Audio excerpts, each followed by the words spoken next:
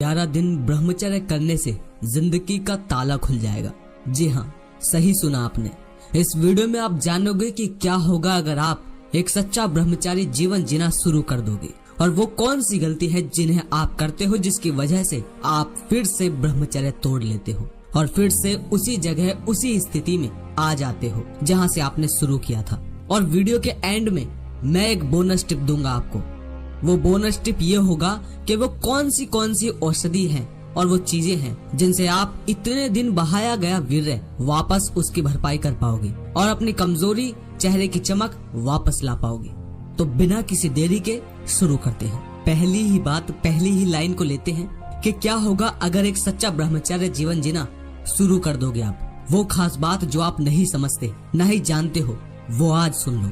देखो, आप सभी भाई स्वामी विवेकानंद, भीष्म पितामह और हनुमान और भी बहुत महान पुरुषों को अपना हीरो या अपना आइडल मानते होंगे, है ना? क्योंकि आप ब्रह्मचारी हो, इसलिए अपना हीरो, अपना आइडल एक ब्रह्मचारी को ही मानोगे। ठीक, चलो मैं सीधे पॉइंट पर आता हूँ और हनुमान जी के उदाहरण से समझाता हूँ। ओके, क्या हनुमान जी ने ब्रह्मचर्य इसलिए किया कि उनका चेहरा चमकने लगे? हाँ, आपसे पूछ रहा हूँ, आपका उत्तर होगा कि नहीं, हनुमान जी ने इसलिए नहीं किया ये सब। दूसरा सवाल, क्या हनुमान जी ब्रह्मचर्य इसलिए कर रहे थे कि उनमें असीम बल आए, असीम ताकत आए? आंसर होगा नहीं। क्या हनुमान जी ब्रह्मचर्य इसलिए कर रहे थे कि वो अपने सारे लक्ष्य को पाले? आंसर होगा नहीं। अब मैं यहाँ आपको डिमोटिवेट नहीं कर रहा, बात समझो। तो यानी कहने का मतलब है कि हनुमान जी का इनमें से कोई भी उद्देश्य नहीं था, है ना? इतना आप समझ गए ना? अब आप अपनी लाइफ और अपना निर्णय देखो कि आप क्यों कर रहे हो ब्रह्मचर्य। इसका उत्तर ज्यादा भाइयों का यही होगा कि कुछ भाई बॉडी चाहते हैं, कुछ भाई चेहरे पर चमक चाहते हैं और कुछ भाई लड़कियों को अपनी तरफ खींचना चाह रहे हैं, है ना? अब फिर से कह रहा हूँ कि आपको डिमोटिवेट नहीं कर रहा, बस बात को सुनते जाओ, सब समझ आ जाएगा वीडियो के अंत तक। तो यानी आपका ब्रह्मचर्य और इन सब महान पुरुषों के ब्रह्मचर्य में कोई भी समानता नहीं है ना? आप समझते हैं कि हनुमान जी का फिर लक्ष्य था क्या? तो समझो, देखो, हनुमान जी को राम से इतना प्रेम था, राम जी के इतने बड़े शिष्य थे हनुमान जी, कि जैसे संसार में हवा ना हो, ऑक्सीजन ना हो तो हम सब मर जाएंगे, ठीक ऐसे ही राम ना हो तो हनुमान जी जी ही नहीं पाएंगे। इतने बड़े शिष्य थे उनके। किसके?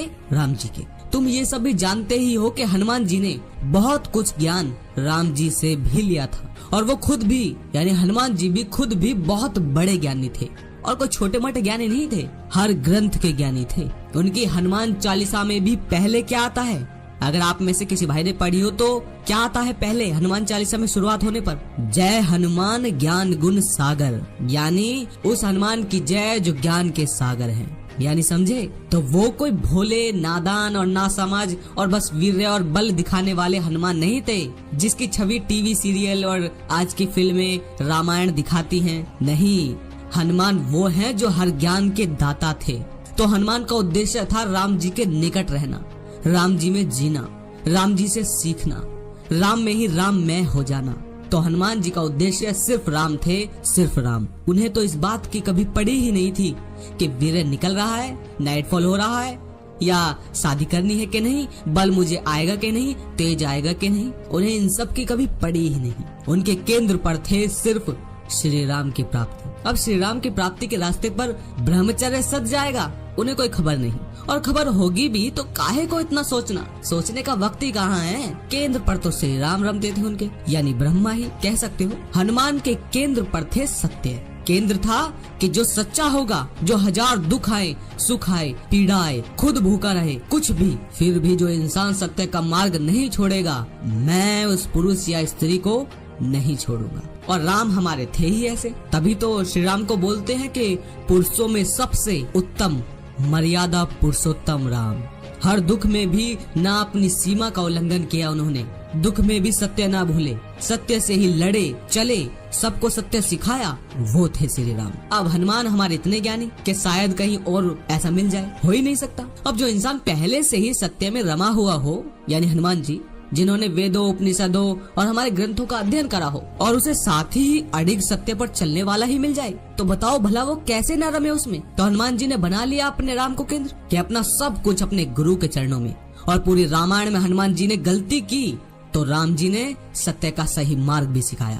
तभी तो वो श्री राम से इतना प्रभावित थे, ये था खेल, यानी हनुमान के केंद्र पर था सत्य। अब आप कह सकते हो कि ब्रह्म थे हनुमान के केंद्र पर। अब इसकी वजह से ब्रह्मचर्य सद गया, यानी आपके वाला ब्रह्मचर्य बोल रहा हूँ मैं, जो आप बोलते हो वीर वाला ब्रह्मचर्य। अब वो सद गया तो ठीक, ना सदा तो कोई बात नहीं।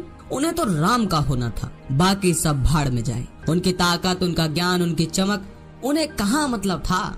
और होना भी ऐसा चाहिए भाई, तभी तो इंसान को अहंकार नहीं आता खुद पर, क्योंकि केंद्र सत्य का है। बल का होता तो घमंडी ना होते रावण की तरह हनुमान जी, समझे। अब हनुमान जी के सत्य में रमने से क्या क्या लाभ हुए वो तो आप सभी के सामने प्रत्यक्ष है, जानते ही हो आप। सत्य के रास्ते पर चलते चलते राम जैसे गुरु मिल गए, जो उन्हें अपने भाई समान भी मानते थे। सत्य पर चलते चलते बलवान बने और किसी को कष्ट पीड़ा ना दी कभी भी। कमजोरों को बचाया, तेजवान बने और सब में पूर्ण ही बन गए। पर फिर से बोल रहा हूँ, उनका कभी ये सब पाने का कोई ना तो प्रयोजन था और ना ही कोई लालसा थी। उन्हें कुछ नहीं चाहिए था, वो तो बस विरासत में मिल गए हनुमान जी को। क्योंकि तुम ये सदा से देखते पढ़ते आए हो कि जो सच्चाई के रास्ते पर, सत्य के रास्ते पर चलेगा, ताकत खुद ब खुद उसे मिल जाएगी। और अगर किसी को नहीं मिलेगी तो उसका शरीर, उसका मन ताकत खुद जुटाना शुरू कर देगा। सच्चाई पर चलने वाला आदमी कभी झुकता नहीं, डरता नहीं। वो किसी को बचाने के लिए खुद को निछावर करने में सोचता नहीं। उदाहरण के लिए इतिहास उठा लो, राम, सुभाष चंद्र बोस, छत्रपति शिवाजी महाराज और भी बहुत लोग, और सब शादीशुदा थे, समझे, सब शादीशुदा थे। बस केंद्र क्या है वो आप पर निर्भर करेगा। शादीशुदा हो या ना हो, ताकत खुद मिल जाएगी, बस जगानी पड़ेगी। सही संगत से, सही किताबों से, सही फिल्मों से, सही लोगों से। ये है ब्रह्मचर्य के फायदे। अब आपका ब्रह्मचर्य क्या है वो आप जानो। चाहूँ तो और भी समझा दूं आपको, पर यार आप भी तो कुछ दिमाग लगाओ ना कि कैसे और क्या करना है हमें हनुमान जी की तरह। और सच कहूँ तो श्री राम को अपना हीरो, अपना आइडल बनाओ ना। उन्हें क्यों नहीं? क्योंकि वो विवाहित है इसीलिए नहीं बना रहे। ये क्या मूर्खता है। कहो पत्नी आए तो ठीक, ना आए तो ठीक, कुछ मिले तो ठीक और ना मिले तो ठीक, पर सत्य का रास्ता या कोई भी ऐसा रास्ता जो आपको पसंद हो और जिसका केंद्र भी सत्य से ही जा रहा हो, उस पर चलूंगा चाहे कुछ भी हो जाए। शरीर भी मौत को प्राप्त हो जाएगा तो भी। अब इस वीडियो को मोटिवेशन की तरह मत लेना। मोटिवेशन की तरह ले लिया तो कुछ दिन बाद ही सब मोटिवेशन भावना की तरह गायब हो जाएगा। ये ज्ञान है और ज्ञान को ज्ञान की तरह लेना सीखो और भावनाओं को साइड में रखो। ये जो मोटिवेशन है, ये मेरी वीडियो सुन के तुम्हें अच्छा लग रहा होगा ना तुम्हें, ये सिर्फ भावना है, एक फीलिंग है और कुछ नहीं, समझे। तो इसे मोटिवेशन लेकर मत चलो। अब दूसरे सवाल पर चलते हैं कि वो कौन सी गलती है जिन्हें आप करते हो, जिसकी वजह से आप फिर से ब्रह्मचर्य तोड़ लेते हो। तो इसका उत्तर भी आपको हनुमान जी ही देंगे। कैसे? कि केंद्र बनाकर रखोगे वीर्य को या देह को, यानी शरीर को, तो ख्याल तो उसी के आएंगे और जिसके ख्याल आएंगे उसकी तरफ आकर्षित होना लाजमी है। अगर केंद्र खुद को ऊंचा उठाने का होता, तुम्हारा अपनी हर कैद से पिंजरा तोड़कर निकलने का होता, तो उसके ख्याल भी आते, उसके लिए काम भी करते, किताबें पढ़ते। किताब क्या है? किताब वही लोग ही तो हैं जो लिख कर चले गए। बस तुम्हें दिखता है कि वो एक पेज है, वो एक बुक है, वो उस पे एक कवर चढ़ रहा है, बस तुम्हें वो किताब लगते नहीं। वो तो वही लोग हैं, प्रत्यक्ष है तुम्हारे सामने। तो यानी उन लोगों की संगत करते, वीडियो से संगति करते, इंटरनेट के किसी और तरीके से संगति करते, अपना समय, अपनी ऊर्जा सत्य के, ऊंचाई के या अपनी बेड़ियों को तोड़ने में लगाते। अब केंद्र कुछ और है, वीर्य बचाने का। तो वीर्य कुछ दिन तो उस पर तुम ध्यान देते हो कि वीर्य रोक रहा हूँ, वीर्य रोक रहा हूँ, पर ज्यादा दिन नहीं रख पाते, भूल जाते हो। और भूलना कोई बड़ी बात नहीं हो गई, भूलोगे ही, साधारण सी बात है। क्योंकि भाई तुम ध्यान रखो या ना रखो, वो तो बन ही रहा है और शरीर में खुद रुक रहा है। तो तुम अपनी लाइफ में फिर से नॉर्मल हो जाते हो, फिर से लाइफ वैसे ही जीने लगते हो। वही दोस्त, वही वीडियो, वही संगति, वही टीवी, वही गपशप, वही बातचीत, वही जीवन। और फिर होगा क्या? फिर वही पॉर्न भी आ जाएगी, फिर वही सेक्स या फिर वही हस्तमैथुन भी आ जाएगा। हनुमान जी को सुध नहीं थी कि माँ किधर है उनकी, पिता कहाँ है, भाई कहाँ है, दोस्त कहाँ है। पूरी रामायण में कहीं देखा तुमने, कहीं पढ़ा या सुना कि वो अपने परिवार से मिलने भी गए थे? यहाँ तक कि उनका बेटा खुद रावण की तरफ था तो सत्य के लिए उसे भी किनारे कर दिया। ये है सत्यनिष्ठ, समझे। केंद्र सिर्फ राम थे, क्या शरीर, क्या अपने लोग, क्या अपना बेटा, कुछ नहीं समझा। वीर्य को रोको मत, वो तो खुद रुक रहा है। उसका जो होना है उसे शरीर के हवाले कर दो। तुम सही केंद्र को खुद को समर्पित कर दो और डूब जाओ उसमें। उसे जानो, उसके लिए पढ़ो, उस केंद्र पर चलो। सब कुछ उसके लिए दाव पर जो लगा सकता है, अपने माँ बाप, अपना शरीर, अपनी जिंदगी, सब कुछ, वही इंसान अपने उस केंद्र को पा सकेगा। और विरासत में मिलेगी वही जो हनुमान जी को मिली। समझ रहे हो ना बात को? तो समझे क्यों टूटता है आपका ये वीर्यचर्य। अब चलते हैं उस बोनस टिप पर जो आपको बताने वाला था कि क्या है वो औषधि जो आपके वीर्य की भरपाई करेगी। अब हो सकता है आप सभी भाइयों को अजीब लगे कि हनुमान जी की बात बोलकर फिर हमें वीर्य के केंद्र पर बना रहे हो पवन भाई। तो भाई वो सब आप जानो, मेरा काम है सच आप तक लाना। चुन चुन कर बात आप ले जाओ, वो आप पर निर्भर करता है। ऊपर की वो जो जितनी मैंने सारी बात बताई वो बात लेनी है या ये बोनस टिप ही सिर्फ चाहिए। मैं नहीं कह रहा वीर्य को स्वस्थ मत रखो भाई, इसमें मैं भी आपकी मदद करता रहूंगा वीडियो बना कर, पर सत्य भी आपको चटाता रहूंगा जिससे आपकी आंखें भी खुलती रहें।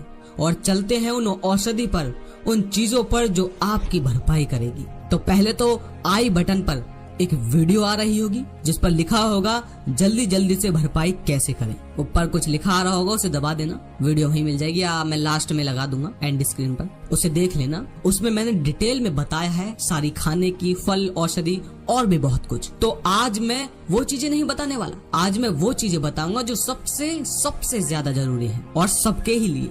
वो है एक्सरसाइज। आपको नॉर्मल सी बात लग सकती है पर सुनिए, मेंस हेल्थ में प्रकाशित हार्वर्ड यूनिवर्सिटी के एक शोध की माने तो नियमित रूप से व्यायाम करने से वीर्य की संख्या में 43% वीर्य की वृद्धि होती है। और देखो, अगर आप एक्सरसाइज नहीं करते तो जो कुछ भी तुमने खाया हो वो उसी सही जगह नहीं लगेगा, क्योंकि व्यायाम ही वो चीज है जो आपके शरीर में खून का प्रभाव बेहतर करता है और खून से जरूरी सभी पोषक तत्व उसकी सही जगह पहुंचते हैं खून की वजह से। अब वो चाहे आपके सर तक पहुंचे या आपके लिंग या आपके अंडकोश, सभी के लिए खून का ज्यादा से ज्यादा शरीर में पहुंचना जरूरी है और उसके लिए एक्सरसाइज बहुत जरूरी है। मैं ये नहीं कह रहा कि तुम खूब हैवी वेट उठाओ जिम में, शरीर को तोड़ दो, नहीं, ऐसा नहीं करना। आपको बस थोड़े से दंड बैठक लगाने हैं, थोड़े से पुशअप्स और थोड़ी सी दौड़, सिर्फ 5-5 मिनट कर लो। यही आपके चेहरे की चमक वापस ला देगा और आपका वीर्य भी भर देगा आप में, और भी बहुत कुछ फायदे आपको देगा ही। और दूसरी चीज, गर्म पानी से मत नहाना। अगर आप गर्म पानी से नहाते हो तो नहाना छोड़ दो, मतलब नहाना मत छोड़ो, बस गर्म पानी छोड़ दो, क्योंकि इससे आपके वीर्य के जो शुक्राणु हैं वो मर जाते हैं, गर्म पानी से प्रभावित होते हैं। तो अपने नॉर्मल पानी से नहाना शुरू करो। अभी तो सर्दी चल रही है, गर्मियों में तो बिल्कुल ठंडे पानी से ही नहा लो तो बेहतर होगा, पर ठंड में सिर्फ नॉर्मल पानी, ना ज्यादा गर्म ना ज्यादा ठंडा। ओके, अगर इस वीडियो में मैं आपको गहराई से समझा पाया हूँ तो वीडियो को लाइक तो करो ही करो, साथ में जो आपका मन कर रहा है इस वीडियो के लिए कहने को, उसे कमेंट में जरूर लिखो भाई।